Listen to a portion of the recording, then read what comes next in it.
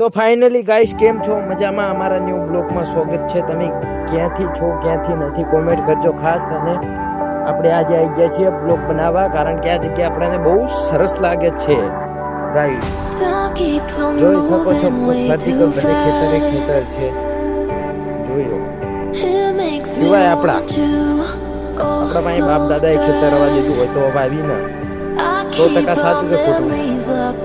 બાપ દાદાએ ખેતર રવા દીધું હોત તો આ દશા અમારી ના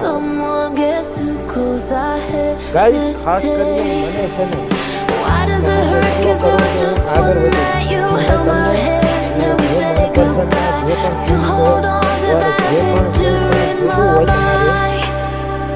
અને હર કોઈને પણ ફોલોવર જોતા હોય ઇન્સ્ટાગ્રામમાં તો મને આઈડી કોમેન્ટ કરો.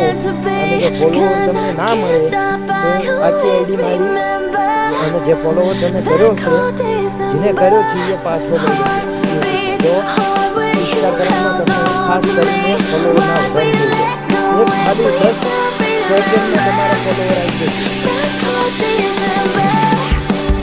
એટલું ફાઇનલ છે ગાઈસ.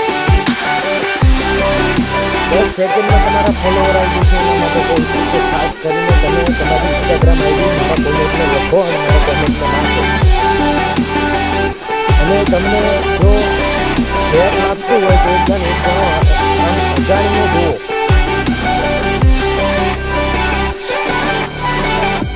એક વખત તમે ફોલોવરના માટે તમે કંઈક કરીને જુઓ. જો તમને ફોલોવર ના વધે જે ફોલોવર નથી વધ્યા તો પણ ખાસ કરીને ધ્યાન વસ્તુ જુઓ ગાઈસ. આ ગાય છે આપણી ગામમાં અને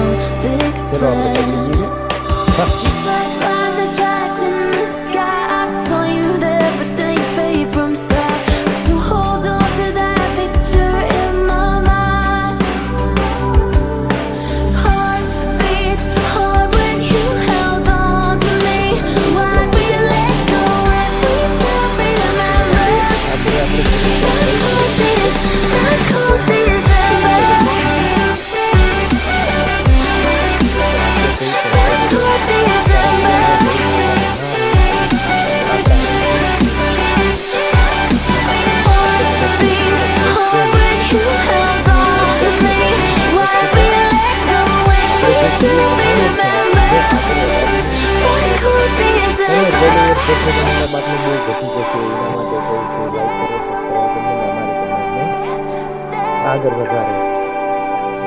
બાકી જય શ્રી રામ, જય ભીમ, જય ગરવી ગુજરાત. શું કેવું?